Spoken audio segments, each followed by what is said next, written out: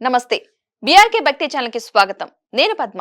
ఇక ఈ రోజు మనతో పాటు స్టూడియోలో ఉన్నారు ప్రముఖ ఆస్ట్రో న్యూమరాలజిస్ట్ శ్రీమతి జయప్రద గారు. వారిని అడిగి ఈ విశ్వావస నామ సంవత్సరంలో ఎవరెవరికి ఎలా ఉండబోతుంది, ఈ సంవత్సరంలో ఏం చేస్తే ఎలాంటి ఫలితాలు ఉండబోతున్నాయి అలాంటి విషయాలు తెలుసుకునే ప్రయత్నం చేద్దాం. నమస్తే అమ్మ. నమస్తే అమ్మా. శ్రీమాత్రే నమః. అమ్మ, ఈ విశ్వావస నామ సంవత్సరంలో అసలు అంటే ఏంటి, సంవత్సరంలో ఎలా ఉండబోతుంది? విశ్వవసు నామ సంవత్సరం అంటే ఒక నామం నాన్న.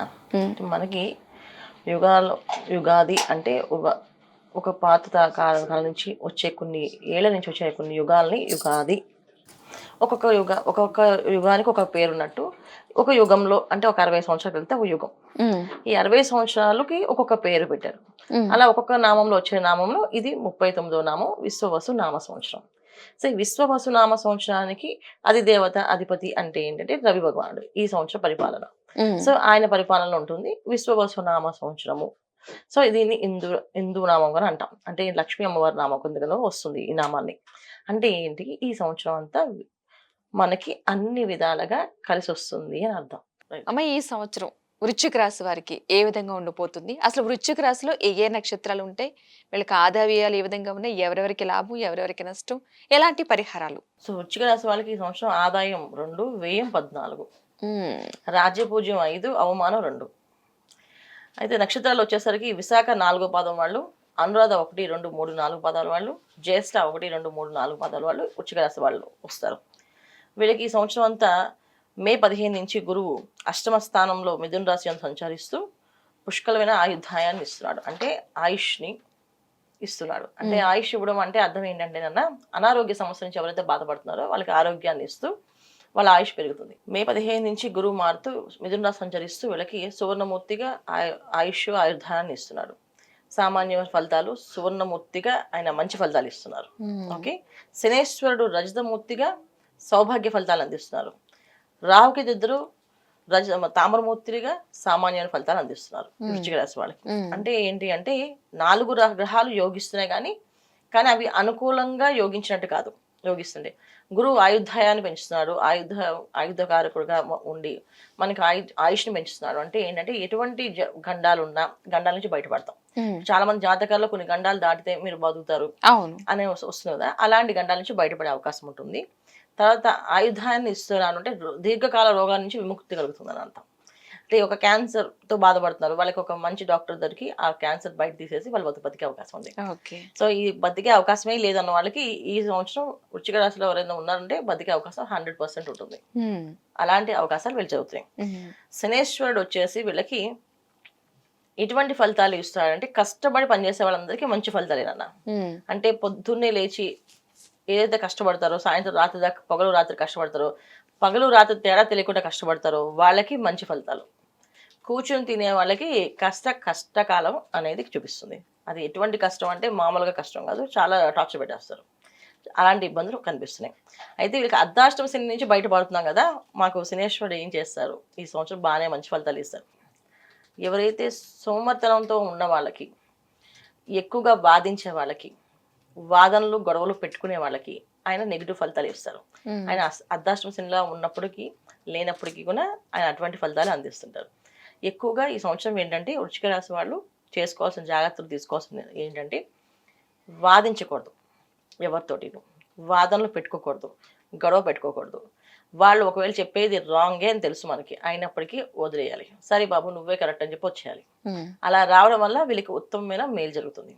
అలా వాదించడం వల్ల వీళ్ళకి చాలా కష్టం అనేది పెరుగుతుంది. ఇప్పుడు తప్పు వాళ్ళదే ఉండన్నా వీళ్ళు సపోర్ట్కి నిలబడితే అది వీళ్ళ మీద పడి వీళ్ళని దండిస్తారు. వాళ్ళని ఏమన్నారు, ఒక ఆఫీస్లో ఒక ఉద్యోగికి అన్యాయం జరుగుతుందని వీళ్ళు వెళ్ళి మాట్లాడితే ఆ ఉద్యోగి బాగానే ఉంటాడు, ఆయనతో గొడవపడిన వాళ్ళు బాగానే ఉంటారు, ఈయన ఉద్యోగం పీకేస్తారు. అందుకని మధ్యవర్తి పనులు చేయకుండా వాదనకి గొడవలకి దూరంగా ఉంటే ఈ సంవత్సరం మంచి ఫలితాలు చూస్తారు వీళ్ళు.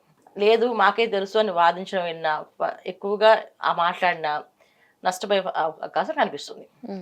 వీళ్ళు తీసుకోవాల్సిన అన్నిటికంటే మొదటి జాగ్రత్త ఏంటంటే వాదనకి దూరంగా ఉండడం. అంతే. ఇక ఉద్యోగస్తులకి ఈ పరిస్థితి. వ్యాపారస్తులకి కొత్త వ్యాపారాలు ఏవి మొదలు పెట్టకూడదు. కొత్త వ్యాపారాల్లో మొదలు పెట్టేటంటే 1-10 సార్లు వాళ్ళ జాతకాన్ని పరిశీలించుకొని ఈ సంవత్సరం ఫలితాలు నాకు పర్సనల్గా బాగున్నాయి లేవో చూసుకొని మొదలు పెట్టాలి. ఎందుకంటే గోచార ఫలితాల్లో ఎంత బాగున్నప్పటికీ కూడా మన జాతకం అంటూ మన టైం జన్మించినప్పుడు టైం కూడా బట్టి ఉంటుంది. ఒక జాతకం చక్రం ఉంటుంది.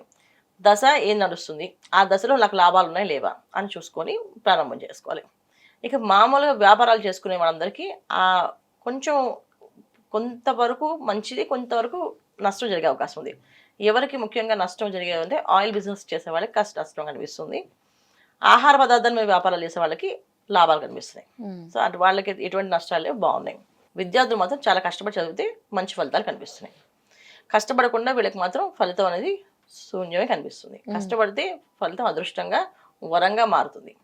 విదేశాల్లో ఉండేవాళ్ళు, విదేశాల్లో ఉద్యోగ ప్రయత్నాలు చేసేవాళ్ళు, విదేశాల్లో వివాహ ప్రయత్నాలు చేసే వాళ్ళకి మంచి ఫలితాలు కనిపిస్తున్నాయి. వాళ్ళకి వివాహాలు అవ్వడము, మంచి ఉద్యోగాల్లో సెటిల్ అవ్వడము, ఒక ఇల్లు కొనుక్కోవాలనుకుంటున్నాం అంటే ఆ ఇల్లు కొనుక్కోవడం, వాహనం కొనుక్కోవాలంటే వాహనం కొనుక్కోవడం, ఇవన్నీ కూడా విదేశాల వాళ్ళకి చాలా అనుకూలంగా బ్రహ్మాండంగా యోగిస్తుంది. ఇక్కడ ఉన్న వాళ్ళకి స్థలం కొనాలన్నా, ఇల్లు కొనాలన్నా 1-10 సార్లు ఆలోచించి కొనుక్కోవాలి. ఇక్కడ ఏంటంటే అన్ని జరిగిపోతున్నట్టుగా కనిపిస్తే ఓసారి మోసపోయే అవకాశం ఉంది, ఇబ్బంది పడే అవకాశం కూడా ఉంది. సో జాగ్రత్త పడి తీసుకోండి, మంచి ఫలితాలు ఉన్నాయి.